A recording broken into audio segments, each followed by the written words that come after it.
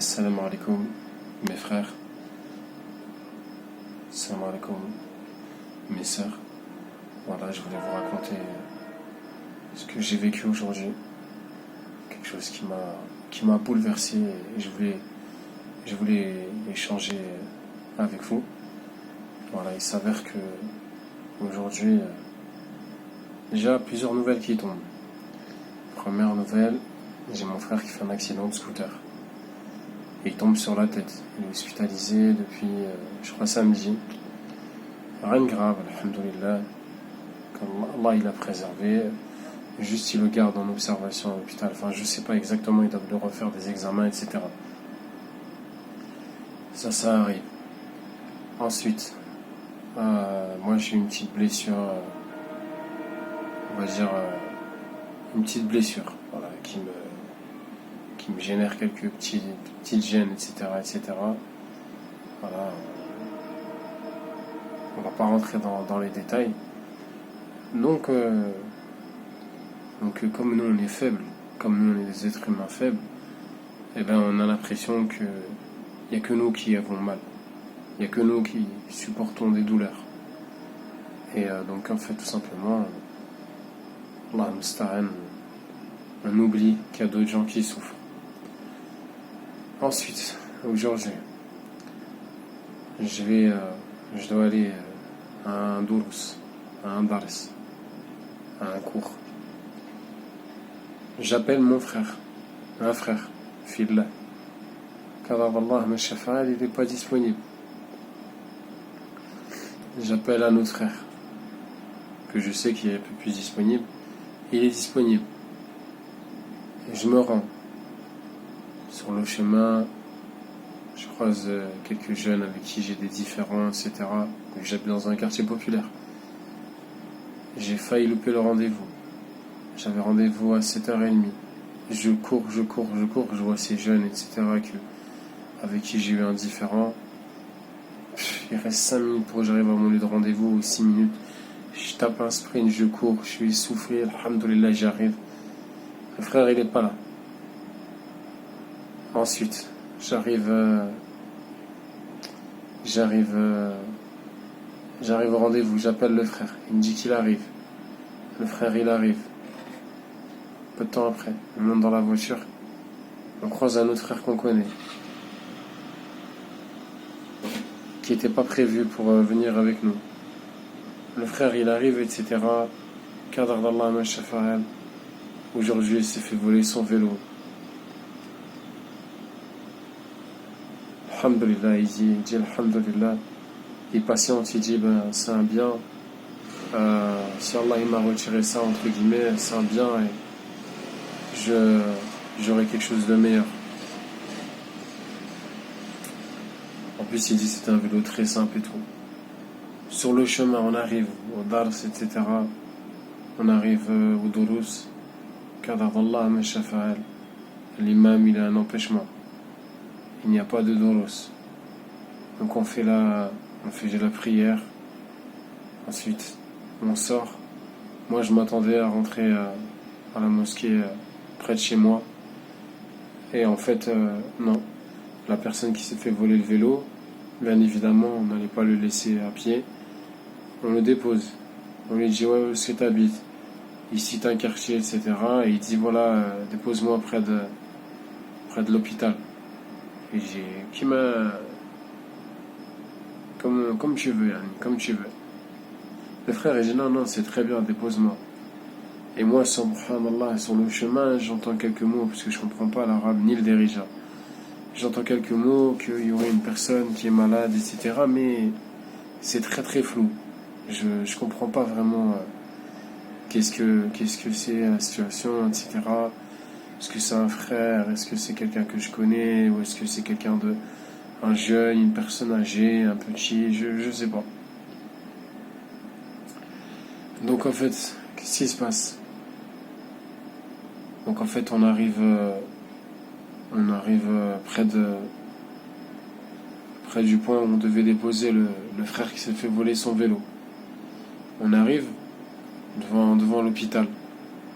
C'est un ancien hôpital. Moi, j'ai déjà été là-bas Et vraiment, vraiment, nos frères algériens sont des frères très courageux, je vous le dis. Je ne vais pas rentrer dans les détails. C'est un hôpital qui appartenait à la France, etc.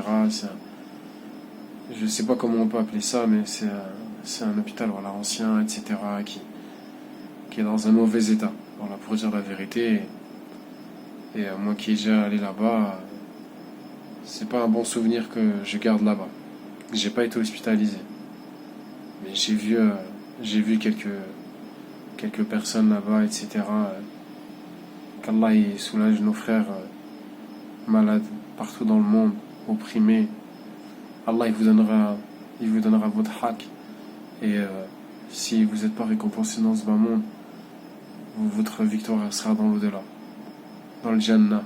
Là-bas, il n'y aura pas de maladie, il n'y aura pas de personne, il n'y aura pas de souffrance, il n'y aura pas d'insultes, il n'y aura pas d'injustice, il n'y aura pas de, il n'y aura pas de crime, il n'y aura pas de, il n'y aura pas de toutes ces choses horribles qu'on trouve dans ce bas monde. Cette terre de, cette terre de, cette terre où beaucoup de mal se fait. Donc voilà, j'arrive devant l'hôpital, je tombe sur un gardien, etc. Moi, je comprends pas trop ce qu'ils disent, les frères. Je crois qu'ils essaient de négocier pour visiter le frère, ou du moins la personne malade. Il est environ 21h. Déjà, pour moi, c'est invraisemblable qu'à 21h, on puisse aller visiter quelqu'un. Mais, qu'Allah mashafal, au début, c'était une négociation, et après, le vigile, il me dit, écoute, vas-y, toi, tu peux rentrer et tout. Moi, en fait, en réalité, je souhaitais pas trop rentrer. Moi, je suis un peu sceptique, j'ai un peu peur et tout ce qui est hôpital, etc. Les seringues, etc. Voilà, je suis un trouillard. Donc, je rentre, mais vraiment à reculons. Je rentre avec un frère, et je vois des chambres et tout. Et là, je réalise que je suis dans un hôpital. Et là, je réalise que je suis dans un endroit où il y a des gens qui sont malades. Il y a des gens qui sont peut-être très malades. Et là, je m'en rends compte, et je commence à prendre conscience qu'en fait, que je suis dans un lieu où, en fait, c'est pas n'importe quel lieu. C'est comme quand tu vas dans une salle de janaza, c'est pas n'importe quel lieu. C'est un endroit où on enterre une personne. C'est un endroit où les consciences, où le silence, il doit être de marbre. Et on doit beaucoup se remettre en question. Et on doit beaucoup demander pardon.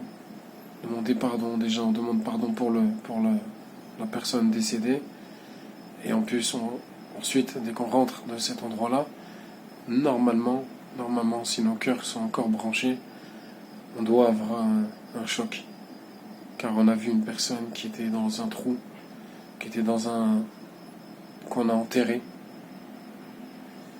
Et cette personne-là, au moment où est-ce que quand nous on part, cette personne-là, on la laisse toute seule. On la laisse toute seule avec ses œuvres. On la laisse toute seule avec ce qui l'attend. Cette vie, elle est difficile. Je switch. Ensuite, donc j'arrive dans l'hôpital. Je croise un frère. Vu qu'il y a une porte et tout, il n'y avait pas la lumière, vu qu'il est tard. J'entends qu'il y a des gens qui ne sont pas dans un bon état là-bas. Et je croise un frère, sa silhouette, elle me revient, il me dit oui, il est assisté au dos, c'est tout. Et j'ai cru que c'était ce frère-là qui sortait avec le sourire. Je me suis dit, Allah ibarak, mashallah. Il est tellement rayonnant, Allah ibarak. On voit le nour sur son visage, on voit la gentillesse. Je ne pense pas avoir déjà rencontré ce frère-là. Et j'ai cru que peut-être il était sortant, c'est-à-dire qu'il allait sortir de son hospitalisation. Et après, les frères ils disent attention, il y a de la famille, etc. Le frère il rentre dans la chambre. Donc moi, soulagé de voir un frère qui qui peut-être va sortir, etc., etc. Et là, le frère en question, il revient quand sa famille, la famille du frère en question, elle a quitté la pièce. Et là, mon sourire, comme je le dis, il tombe. C'est retour à la réalité. Je reconnais ce frère qui est sur le lit. Moi qui le voyais tellement de bonne humeur, toujours de bonne humeur. Allah Ibarek, on a été à des janazas ensemble, on a prié ensemble, je vais pas mentir en disant c'est un ami d'enfance, etc. Mais c'est un frère pour qui j'ai beaucoup de considération, qui m'a toujours tendu la main pour aller au janaza, quand d'autres passaient devant moi et m'ignoraient. Ce frère-là, il me proposait de lui-même. Et vraiment, j'ai des petits détails, sa petite voiture ancienne, etc. Allah il paraît vraiment une belle personne, très humble et tout. Et je vois sur le lit, là je me dis, wow, subhanallah, comment est-ce qu'il peut être sur le lit, ce frère-là?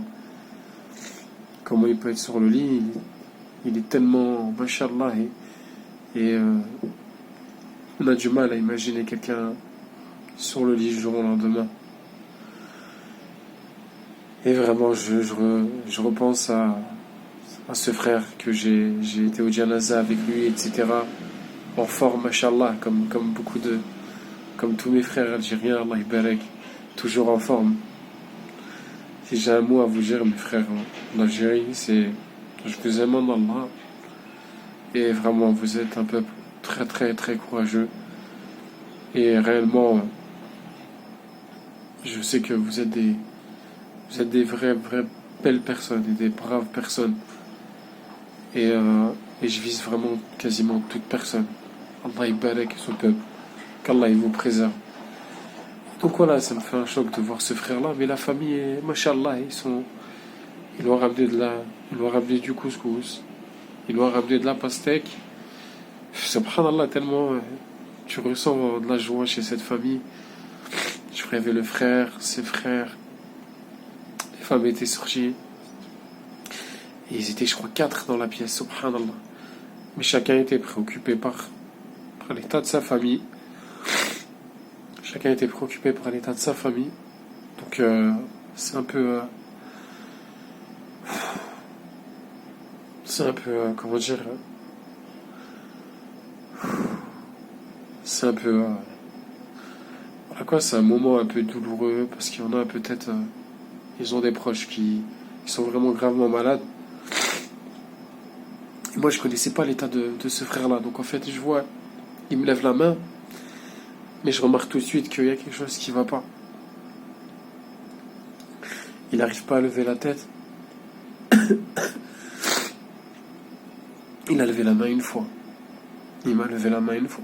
Ça m'a tellement touché, car je pense que ça lui a demandé beaucoup d'efforts. Et son frère, il est là, il est très bonne humeur, mashallah et tout.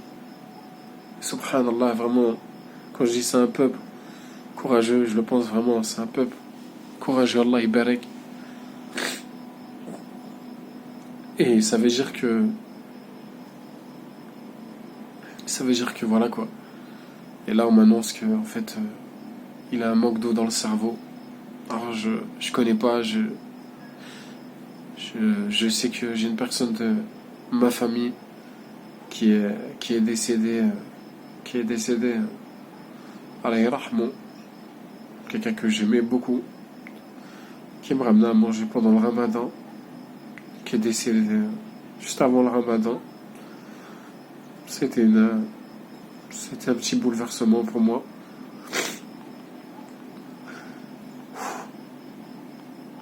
Et donc, je vois ses frères sur le lit.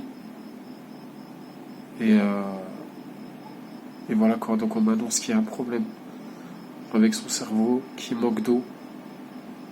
Mais j'ai pas plus de détails. Et les frères autour de moi, mes frères qui m'ont accompagné, qu'Allah il les récompense. Parce que c'était une cause que j'ai pu voir ce frère, je les ai remerciés. Allah subhanahu wa ta'ala, il m'a favorisé, il m'a permis aujourd'hui de me rendre compte de me rendre compte que être en que comment dire que qu'il faut pas regarder sa petite personne, il faut regarder autour de soi. Et quand toi tu penses que t'es le seul à souffrir, dis-toi qu'il y en a d'autres qui souffrent. Alors c'est pas une satisfaction, mais dis-toi qu'il y a toujours une personne qui a plus mal que toi. Et dis-toi il y a toujours une personne qui a, qui a, qui a, qui a moins que toi dans ce bas monde. Et par rapport à la science, regarde toujours celui qui a plus que toi pour te concurrencer avec celui-là. Et donc voilà, franchement, j'ai pas les mots pour dire à quel point ça m'a ému cette rencontre. Ça m'a choqué. Ça m'a choqué de voir ce frère qui m'accompagnait pour aller au janaza. Aujourd'hui, le voir sur un lit. Et quand moi j'ai quitté la pièce. Et quand sa famille elle va quitter la pièce. Nous on va rentrer chez nous. Et lui il va rester tout seul dans l'hôpital. Alors je vous parle pas des lits. C'est pas des lits pour éviter les escarres. C'est-à-dire pour éviter les comment dire, je sais pas comment ça s'appelle. C'est des choses à force qu'on reste alité et que ça fait des problèmes au dos. Vraiment, c'était très sommaire. Mais l'amour fraternel de ses frères, leur confiance en Allah, ça m'a fait chaud au cœur. Limite, c'est eux qui vont te rassurer en fait. Et donc voilà, j'ai quitté ce frère le cœur gros. J'avais envie de le prendre dans les bras, mais je savais pas si j'avais pas peur de débrancher un câble ou peut-être qu'il avait un pansement, donc je sais pas si peut-être il y a des plaies ou quelque chose comme ça. Tout ce que je sais, c'est qu'Allah subhanahu wa ta'ala, il a décrété qu'un frère se ferait voler son vélo, qu'un imam ne serait pas présent, qu'un doros n'aurait pas lieu, que je puisse aller visiter ce frère que je connais, qui est hospitalisé depuis 14 jours. Non, j'étais pas au courant.